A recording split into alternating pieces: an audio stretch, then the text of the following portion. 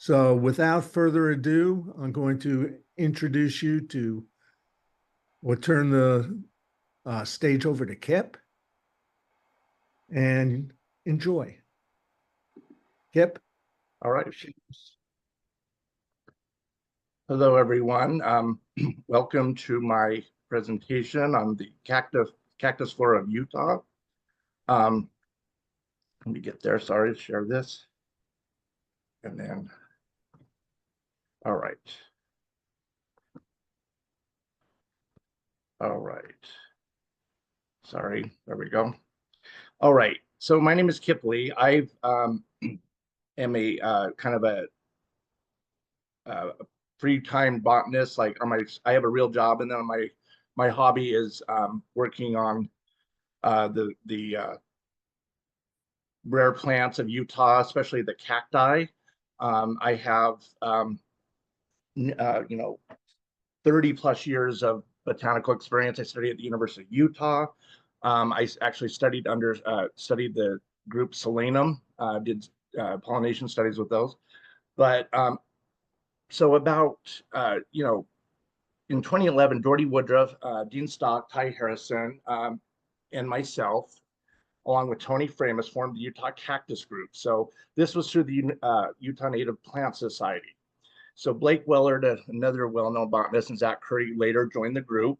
Unfortunately, Doherty Woodruff and Ty Harrison have since passed, but we decided to get together because we found that the cactus flora of Utah was very confusing. The keys didn't quite match what we were seeing out in the field. A lot of the records were outdated. So herbarium vouchers were missing. So what happened was we decided, hey, let's try to go through this and get this mess corrected. So I want to tell you a little bit about Utah first. So we have about 3.5 million people, mostly situated along the Wasatch Front of northern Utah. So that's right where the Great Salt Lake is. So we're going to have another 500,000 people move in within the next few years. So Utah is pretty remote. Like 33 million acres of the state is managed by the federal government, so it's open land. We also have national forests, many national parks, and Bureau of Land Management lands. So throughout that vast open land, we have small farming communities. So Utah has 4 distinct seasons, except for Washington County, which is part of the Mojave Desert. So we have cold, wet winters while summers are hot and dry. And then we have been getting occasional monsoon rains and more often in recent years. Springs can be very cold and wet, and autumn is usually mild with weather extremes. So we'll get snowstorms, we'll get a foot of snow, and then the next day it'll melt. It's pretty crazy. So USDA hardiness zones range from 4A to 9A for those of you in the United States.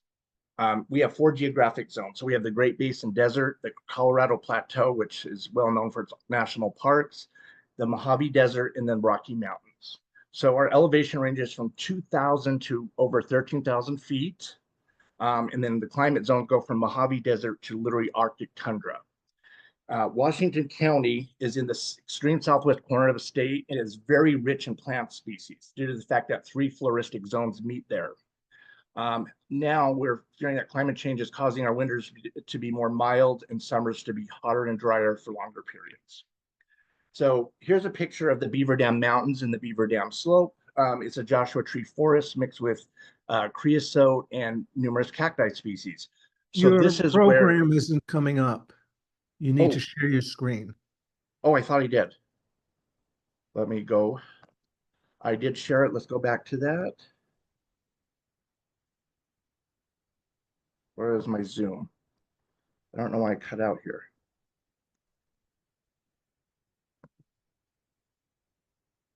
I don't know why it's kicked me out for some reason.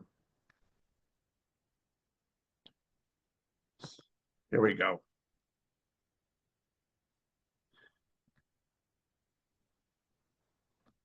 Okay, do you see it now? Yes, I see Zoom. I don't see your program. Okay, let me get rid. Sorry about that. And then we're going to do this. There we go. Is that better? Yes. Okay. Yeah, I must have cut out. So, so the other so let's go back to the other one. So one of our florist or geographic zones is the Mojave Desert. So this is found only in Washington County. So winters are very mild, summers are very hot and dry. Much of this area is just covered in Joshua trees, creosote bush, and cacti. So you see the Beaver Dam Mountains in the back, which and then the Beaver Dam slope below. This is the lowest point in Utah. So it's mostly made up of limestone and sandstone and metamorphic rock. And it's very, very rich in cactus species. The Colorado Plateau is high desert, so it's grassland, sagebrush, desert shrub communities with pinyon and juniper forests. So winters are very cold. You get snow and rain. Summers can be hot and dry. So the geography is dominated by sandstone and marine layers from the Triassic, Jurassic, and Cretaceous periods. Of note is that it's also rich in dinosaur fossils and Native American sites. The Rocky Mountains make up a good part of the state. So Utah's divided right in the middle with the Wasatch Range. So it goes literally from the north corner of the state to the southeast or southwest corner. We also have the UNM Mountains, which is the only mountain range to run east and west in the United States. We have the LaSalle Mountains and Harry Mountains. Basically, they're characterized by cold, long winters with high precipitation in the form of snow and short, warm summer with occasional rain showers. So these are pine forests, aspen communities with shrubs and herbaceous perennials. And we do have a few cactus species which are very cold hardy that are found at the lower elevations. Most of our mountains are of marine layers, quartzite, sedimentary layers. So the Great Basin Desert is, as you can see in these pictures, very, very dry. It's one of the driest deserts in North America. It's characterized by long, cold winters where most of the precipitation is received. Spring and autumn are often characterized by weather extremes with some precipitation. Some summers we almost get no rain at all in this desert. So there's many, it's basin and range. So there's a lot of mountain ranges with valleys consisting of volcanic quartzite and limestone. It mostly consists of desert salt shrub communities, grassland, sagebrush, and salt playas. So the West Desert of Utah up till about 11,000 years ago was completely covered by Lake Bonneville during the Pleistocene. So as many of you know, Utah has 5 national parks, 8 national monuments, 6 national forests, and 2 national recreation areas. So a lot of cacti can be found in these national parks, but it's also good because this land is protected. So the cactus flora or the Utah flora was outdated. So this is the big book that a bunch of our botanists created and basically documented all the flora of Utah. So they based their work on the cacti section on Dr. L.D. Benson's The Cacti of the United States and Canada. So they used the information that was available, but they weren't much cactus, they weren't cactus experts or really interested in the cacti. So they really didn't pay attention to what, experts at the time like Doherty Woodruff were trying to tell them about the taxonomy. So due to the fact that, some of the genera readily hybridize with other species, created a lot of hybrid swarms in Utah. So that was confusing. And as we said, we have several species of Opuntias and Echinocereus, so their ranges do overlap. They were forming complex hybrid swarms, so non-experts in cacti really got confused by this. So we found in the Hurricane Cliffs of Utah that 3 species of Echinocereus were growing together, and we found interesting intermediates with those. In southeastern Utah, we discovered Cylindropuntia viridiflora was growing near ancestral Pueblo ruins. And then in the Beaver Dam slope, of course, we had Cylindropuntia desertii, which was a hybrid between Acanthocarpa and Echinocarpa. So Dean Stock set out to do chromosome counts on the Opuntia and Echinocereus because the rest of the cacti are diploid. So most cacti possess, are diploid and possess 22 chromosomes. And then, chromosome data in these, genera with only the 22 chromosomes, it's useless in determining speciation. So those genera that are characterized by polyploidy and often reticulate evolution yield chromosomal data that is essential in understanding morphological variability, species boundaries, and distributional limits. So Cylindropuntia, Opuntia, and Echinocereus are characterized by polyploidy and hybridization, Pinkova, Baker, and Weller. So in Utah, chromosome data is essentially useful, if not required, for understanding the distribution, taxonomy, and evolutionary history of Echinocereus, and especially Opuntia. So we have found that Utah has 9 genera, currently 35 species, and 3 named hybrids. The 9 genera include, I hope I didn't slaughter the same, Cochemiea, Cylindropuntia, Echinocereus, Echinomastus, Ferocactus, Micropuntia, Opuntia, Pediocactus, and Sclerocactus. So the 2 genera that were recently updated were previously classified under Escobaria are now Polycophora, and the 1 species under Grussonia has been moved to Micropuntia. 5 of our species are protected under the Endangered Species Act, and 6 species are endemics and have very limited distribution within Utah.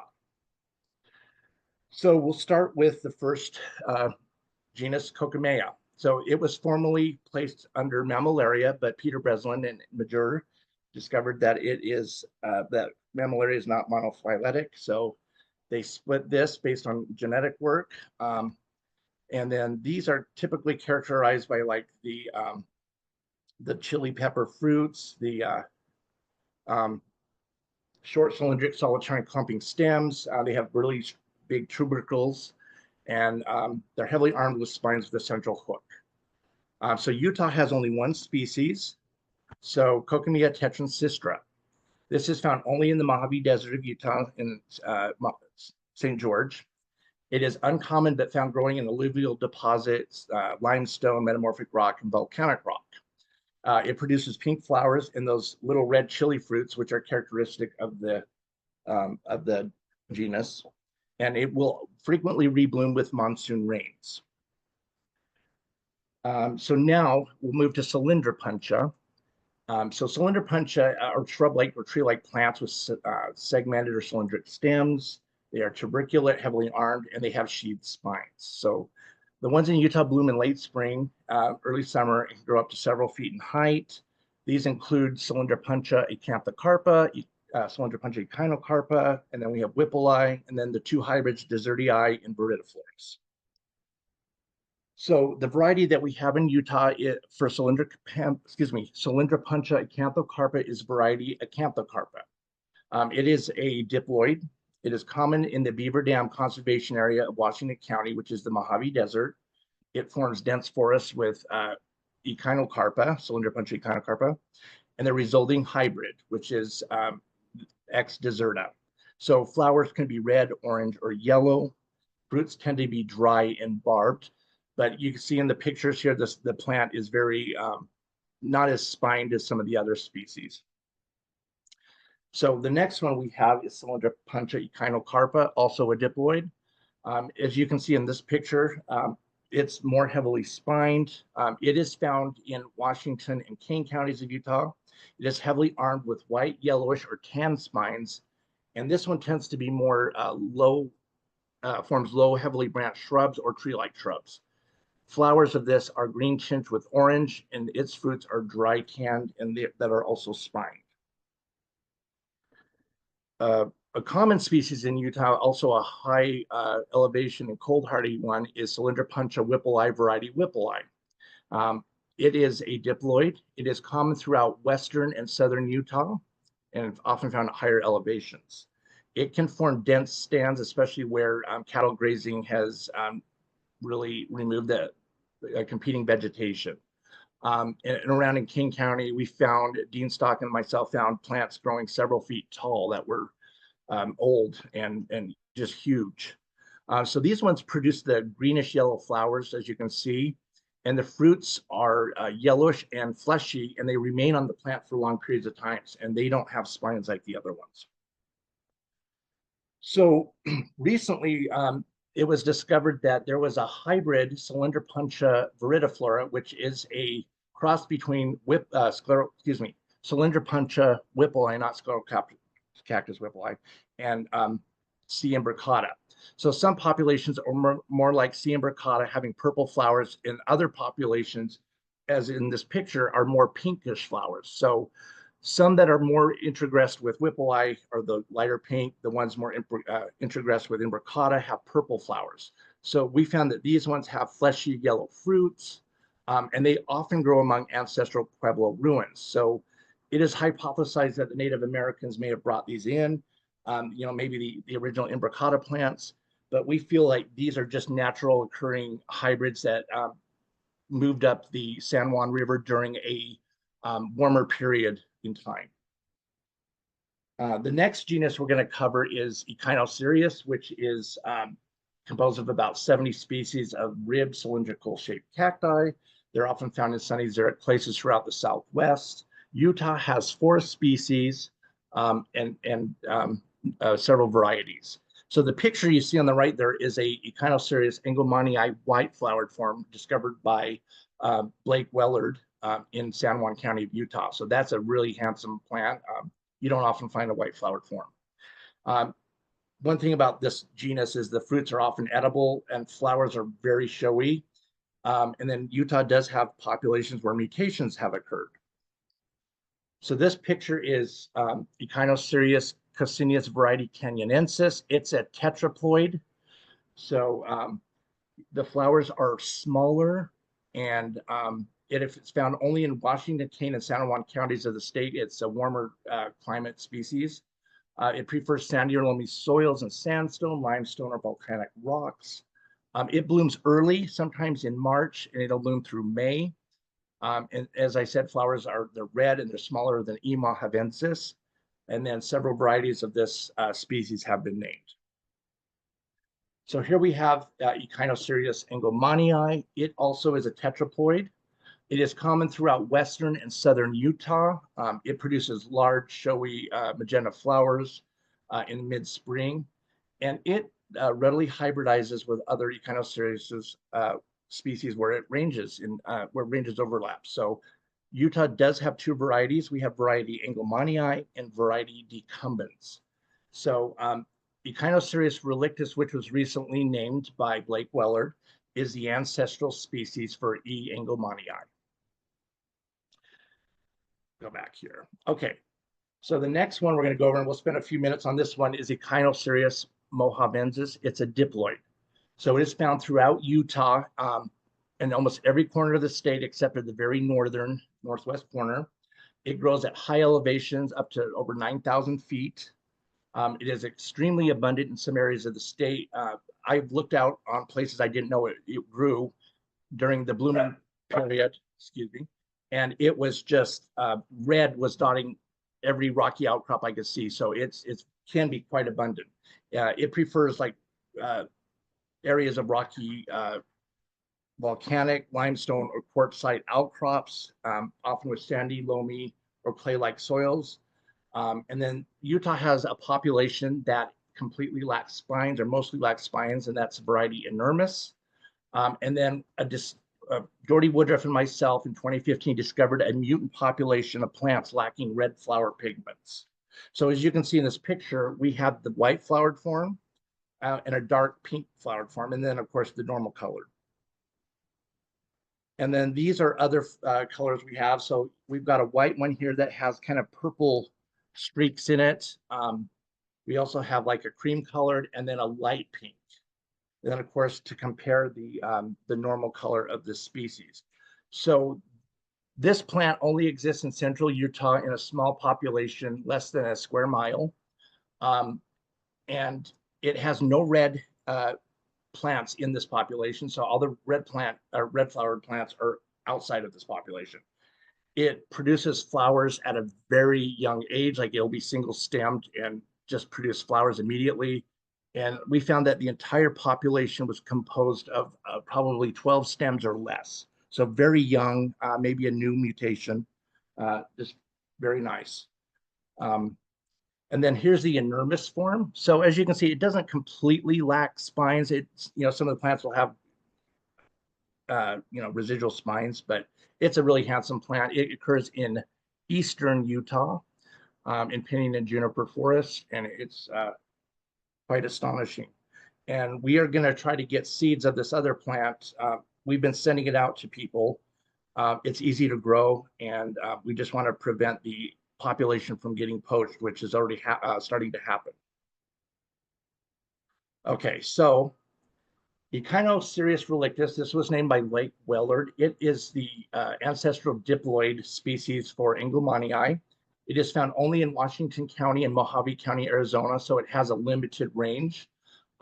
It was considered, I guess, formerly known as the purpureus, variety purpureus. It does have a primitive appearance. The stems can be erect or somewhat decumbent. Flowers are showy and magenta color and typically a little bit smaller than Engelmannii. So Echinomastus is a genus closely related to Sclerocactus, and then some of the species within it are more cohesive to Sclerocactus. So plants are usually single-stemmed, lobose or cylindrical, tubercles arranged in rows and heavily spined. So I believe that there is a push to combine this genus with Sclerocactus as it is closely related. So Utah has one species, which grows where the Mojave Desert enters southwest corner of Utah. It prefers rocky deposits among Joshua trees and creosote.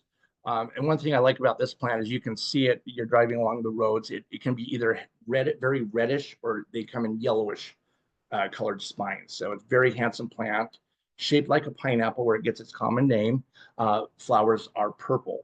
And this one is it's kind of difficult to grow because it doesn't like water during certain periods of the year. But if you know what you're doing, and it's quite a showy plant. So the next genus we have is Ferocactus. So it's a diploid species, or genus, excuse me, and it's composed of about 30 species, all of which are large barrel-shaped cacti that have small flowers and large spines. So young specimens are globose, but become columnar as they mature. So Utah has one species, Ferocactus acanthotus.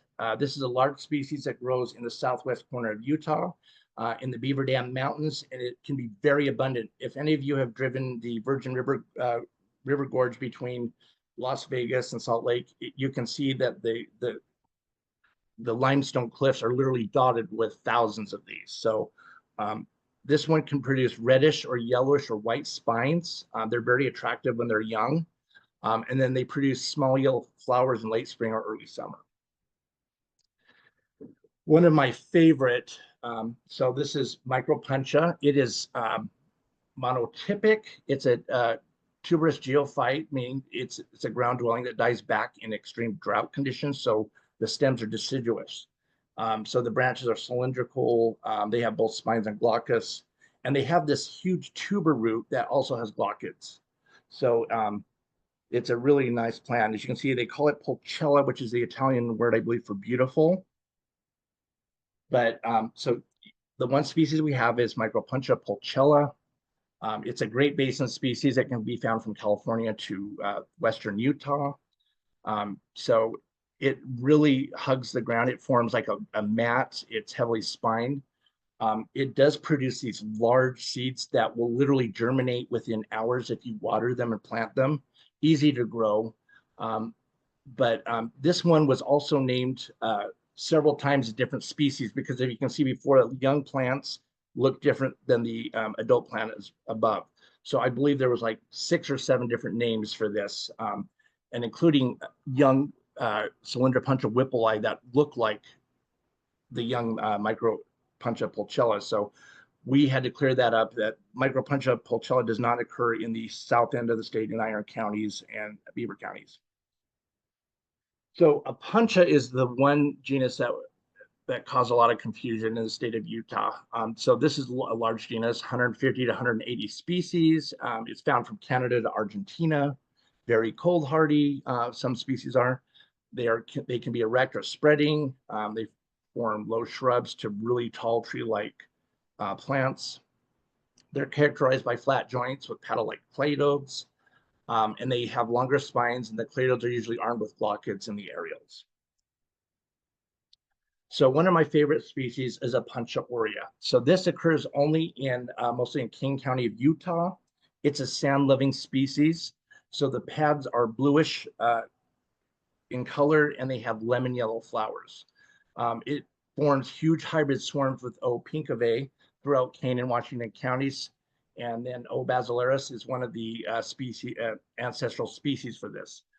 So the type locality in Kaibab Springs was based on a hybrid. So we checked out the type locality where the species was named, because wherever we went that said, was considered Opuntia aurea, they had purple flowers and, heavy spines that looked more like Pinkava. So we determined that that O. aurea only grows mostly in pure form north of Kanab, Utah, in the sand dunes. And so we moved the type locality up to that area. And we know that species up there, or those plants, are pure in form. So here is Opuntia basilaris. It's a diploid species. So it grows in Washington County and comes up the Colorado and Dirty Devil River systems in Utah all the way up to near Moab, Utah. So the plant on the lower right is one that was discovered by Blake Weller near Potash Road in Utah. It is huge, like those plants that you would typically find near the down in Nevada, but it is naturally occurring. And then we found a bunch of Blake literally did a river trip down the Colorado River and mapped a bunch of Opuntia basilaris all the way down to Lake Powell. So Utah has two varieties, Hylei and basilaris. So, and then I want to go back a little bit. So the Hylei picture here, so this is Hylei. So this one grows only in Wayne County of Utah near Hanksville, and it grows in barren marine deposits from the former Cretaceous ocean. But it has very beautiful pink flowers, light pink and bluish pads. And it's one of my favorite Opuntias as well. So Opuntia chlorotica, also a diploid. It only occurs in Kane and Washington counties of Utah, and it typically grows in habitat, as you can see in the picture on the right. It at the edge of mesas, on mountainsides, usually south-facing, but it has pancake-shaped pads, and they form trunks. So we don't have a lot of them in Utah, but when you do see them, they're easy to spot. They have yellow flowers. You can see those pancake-shaped pads.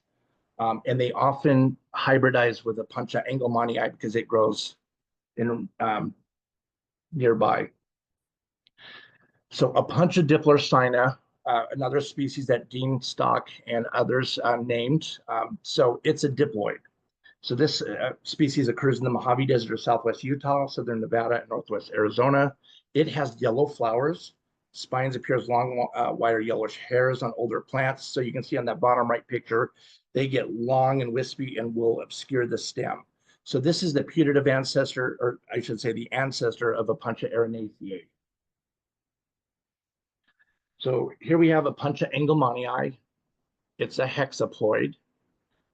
So this species occurs only in Washington County of Utah, but it's highly introgressed. So this one occurs along the mountains, or the mesas, and around Springdale and Zion National Park, and along the Pine Valley Mountains. So it produces yellow flowers with reddish fleshy fruits that are edible, and it hybridizes with Opuntia phaeacantha, and produces pink, yellow, reddish, orange, and magenta flowers. So they call this a variety Castorea. So some of you may be familiar with that, but it's really just a hybrid swarm between Opuntia engelmannii and phaeacantha. So you'll get variation in morphology.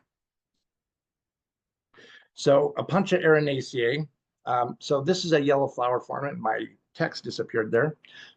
So it's typically a magenta or purple flowered plant, but we did find, or Blake Weller found, this yellow flowered form in St. George, but it is common throughout the Mojave Desert.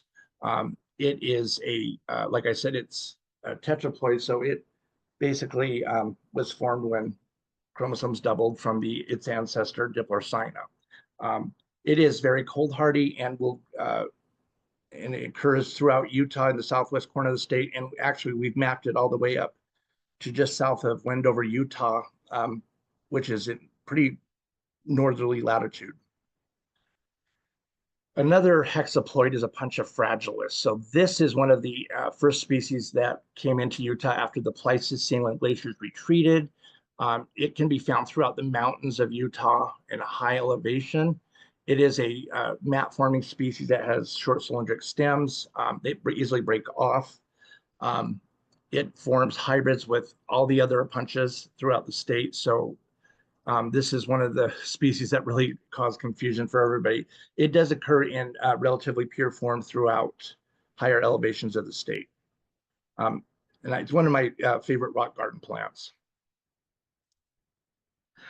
So this one is an interesting one, Opuntia macrorhiza. So it's a tetraploid.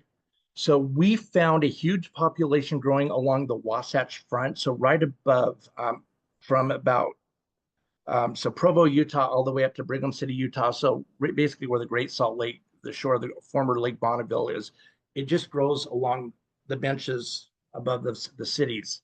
And it's a fleshy fruited species. It was one of the first species to colonize Euster after the glaciers receded. It came from the south, we believe, and it is hybridized with all the other species throughout the state. And this has also caused much confusion.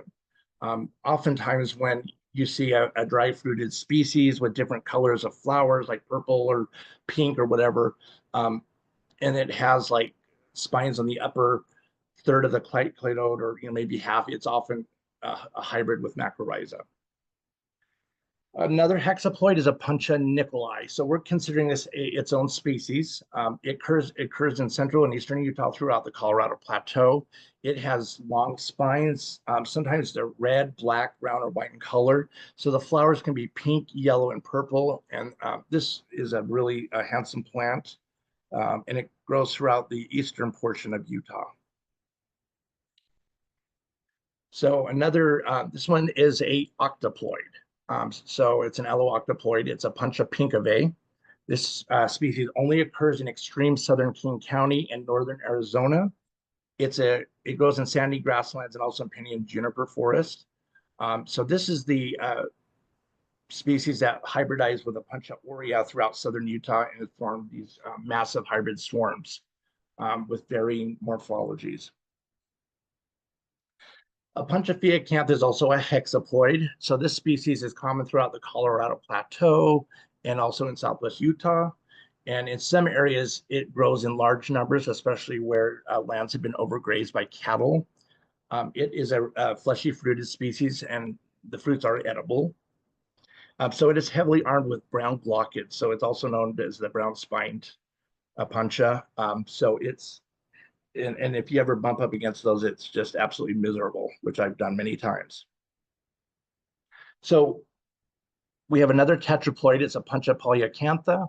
So this is only found in extreme northern Utah, like around Rich County, and then in parts of the Uinta Basin. So it's a grassland species. It produces yellow and pink flowers, and the fruits are dry. So unfortunately, I didn't have a flower picture for this one. But it is hybridized in northern Utah with Macrorhiza fragilis and other species. So there's only small locations of this in pure form. So Opuntia trichophora, really nice plant. It's a diploid. So this species is only found in Grand and San Juan counties of Utah. It came up from the southwest, from Arizona and New Mexico. It produces yellow flowers and has long hair-like spines that obscure the stems. And it grows in sandy, really sandy areas. And sometimes all you see is this white hair on the ground, especially in dead plants. And it looks like, an animal died or something and just the hair is left. So this is next species, Opuntia woodburyi. It's a octoploid, allooctoploid. So like other hybrids in the area, its ancestry is aurea, Opuntia aurea, and then Opuntia pinkavae. But this is an allooctoploid, so it has 88 chromosomes. So unlike other populations of hybrids, this one is isolated from the rest and it is stabilized. So as you can see in the picture, it just has a lot of glochids. It has very few spines and all the flowers are magenta in color. And this one loves the sand. So it grows in a small area in Warner Valley of Utah. It's found nowhere else.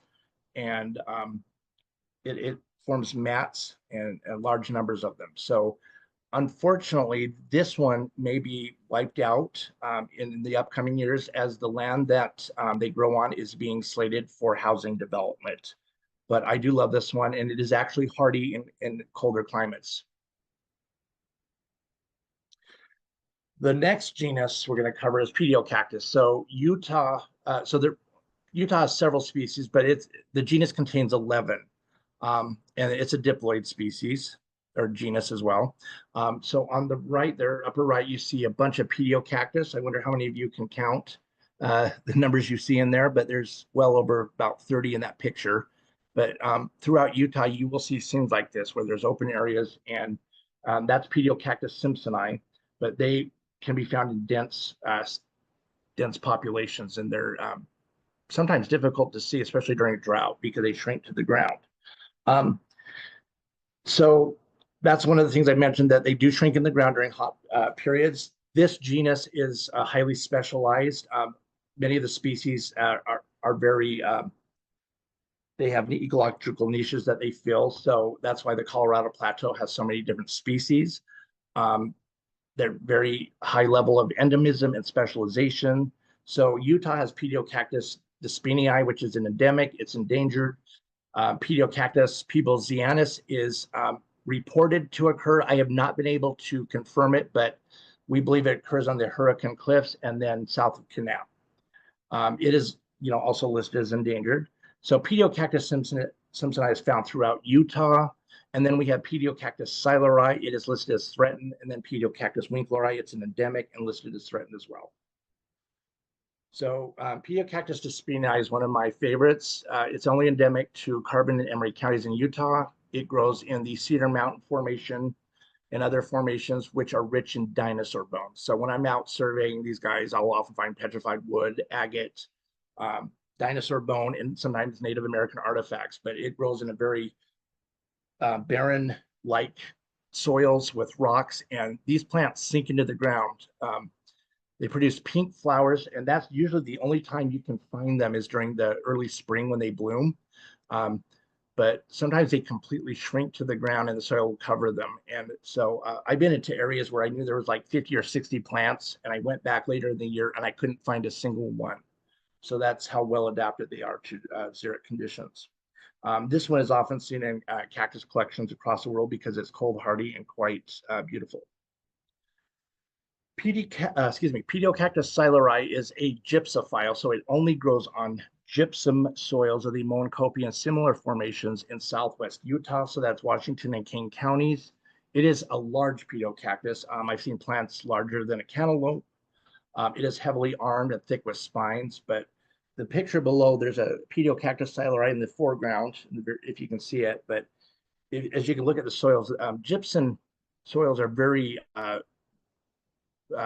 you never find many plants on them. So if there's plants going on, they're highly specialized. They're extremophiles, basically. So, but this is a nice plant. It produces small yellow to pinkish flowers. Pediocactus simpsoni, common throughout Utah. You can find it in most of the mountain ranges, except for along the Wasatch Front. It is absent for whatever reason. It has pink, yellow, white flowers and is extremely abundant. I have found plants out in the field that are bigger than a cantaloupe. Sometimes they get very cylindrical. I found some, 12 to 18 inches in length growing out from under a sagebrush. Yeah, so flowers are highly variable. Another highly prized Pediocactus is Pediocactus winkleri. So this is federally listed and found only in Wayne and Emery and Sevier counties of Utah. It grows in pinyon and juniper woodlands, desert pavements, gravel, and gypsum soils, rich in oyster shells. So in this picture here, you'll see bits of oyster shells from an ancient marine lake bed or marine ocean bed, excuse me. So this one is highly sought by collectors. It has woolly areoles, which differentiates it from P. despinii, and it too will sink into the ground, and you often not find it during dry periods. So Pelicophora, which used to be under the genus Escobaria. It's a diploid genus. Genus. It has about 20 species. They're spherical or club-like that branch with age. Flowers arise individually on the youngest areoles. Utah has 3 species, and we'll go over those. So my favorite Polycophora is Chlorantha. So it's a Mojave desert species. It was named twice, so it got named separately as Escobaria desertii and Escobaria chlorantha.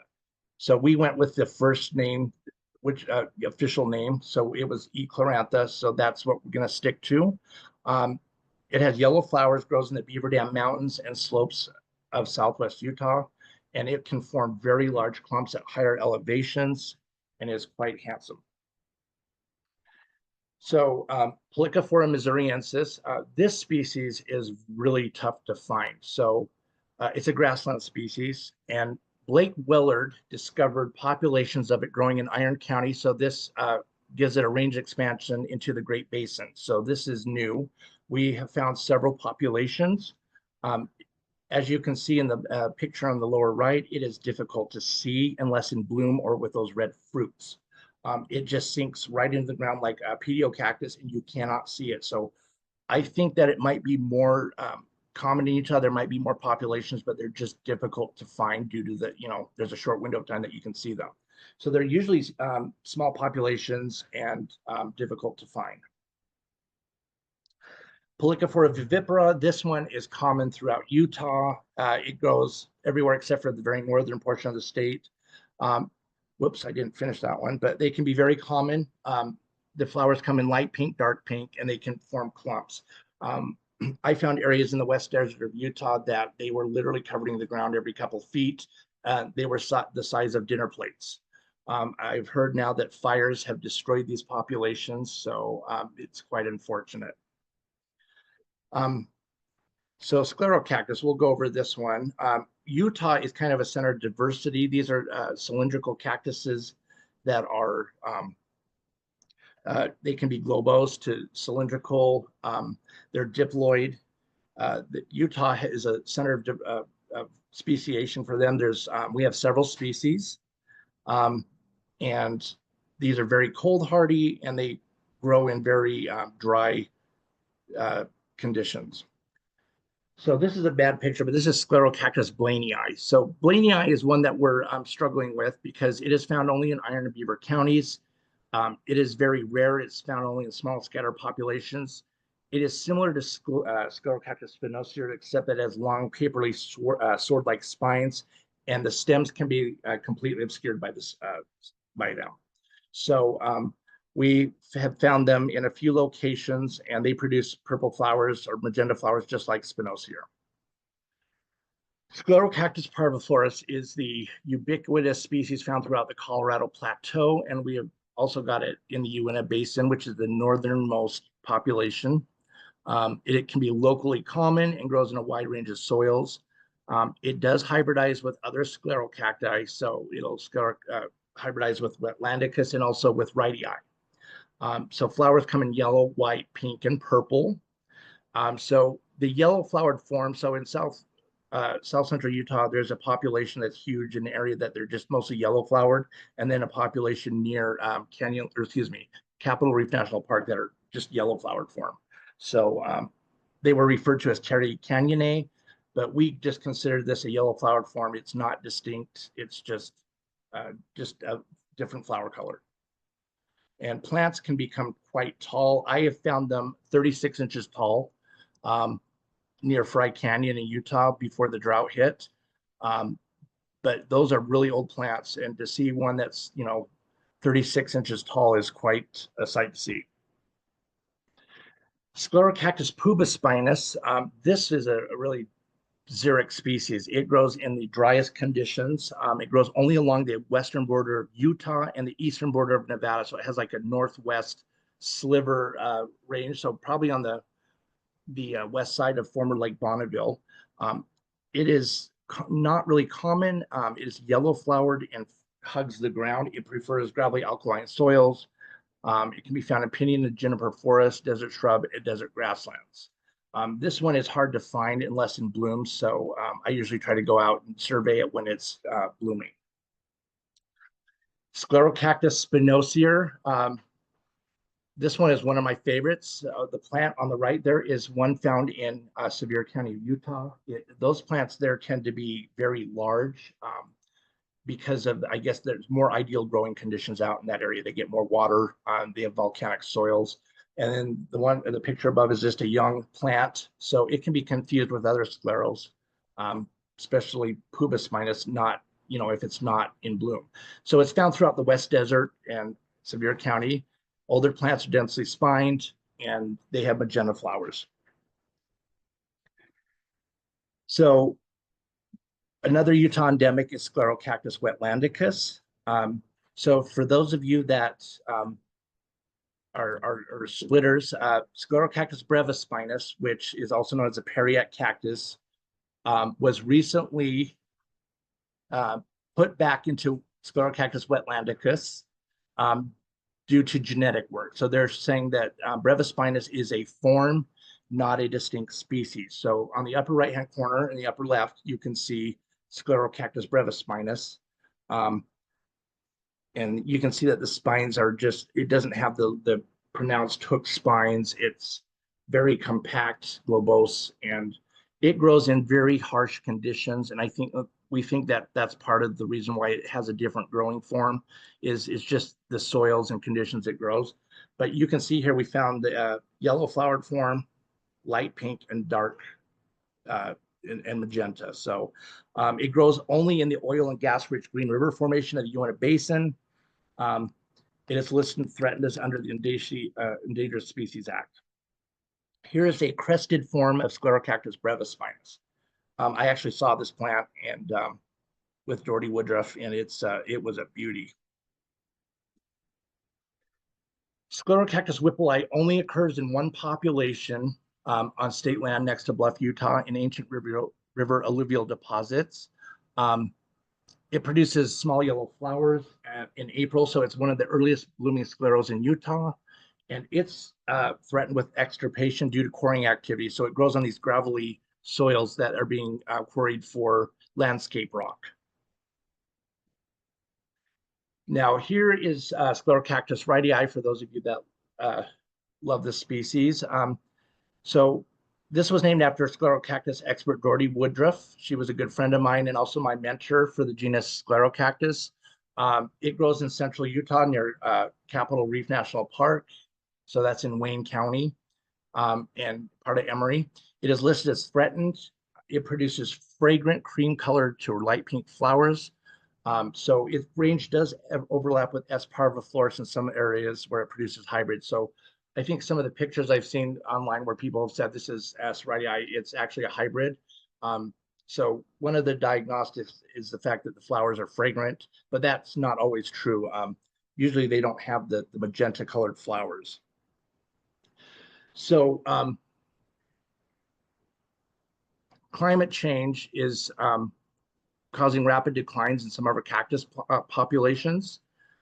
We're experiencing prolonged droughts now, along with altered weather patterns. So this has resulted in high mortality rates and low recruitment rates. So we've had some botanists in Utah do studies on Sclerocactus wetlandicus, and they're finding that we're having longer periods between wet years where the seedlings of these plants can't grow because there's absolutely no water, so they completely die off. So we're concerned about that. So these species, or those species that are adapted to very specific soil types and climatic conditions, have a low range of tolerance and are at higher risk of extinction. So species like Pediocactus sileri, Despanii, and Winklari, these are specialists. So they have a very low range of tolerance and cannot really adapt to great change. So species with broad distribution, broad range of soil types and elevation range, they have a high range of tolerance, so they have a greater chance of survival. So Pediocactus simpsoni. So another problem is due to climate change, we have invasive species moving in, and these include plants like cactus beetles, which will eat cactus, and then grasses. So in Utah, it's red brome and cheatgrass. And these grasses help cause fires to really spread in the desert, which formerly did not have a problem with that because there was areas without vegetation and fire couldn't spread readily. Poaching has been the #1 threat to most of our cacti species. Now climate change is impacting large numbers of them. So in this past drought, I witnessed large die-offs throughout Utah, even in Opuntias. But you would find areas that were once heavily populated, just completely devoid of cactus. They just completely died out. Like I said, invasive grasses have allowed fires to impact populations because the fires are more frequent and they're more intense. Because many cacti species are specialists, they have a low range of tolerance to change. Altered weather patterns, unreliable precipitation is lowering our recruitment rates.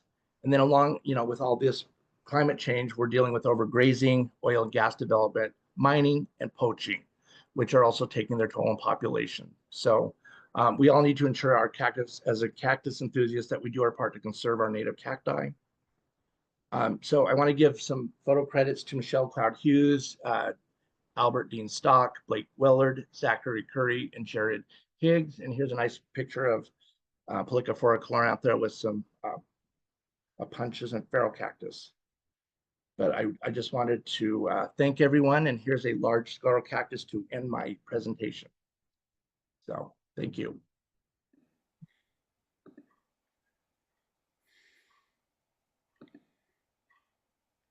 That was wonderful. Thank you.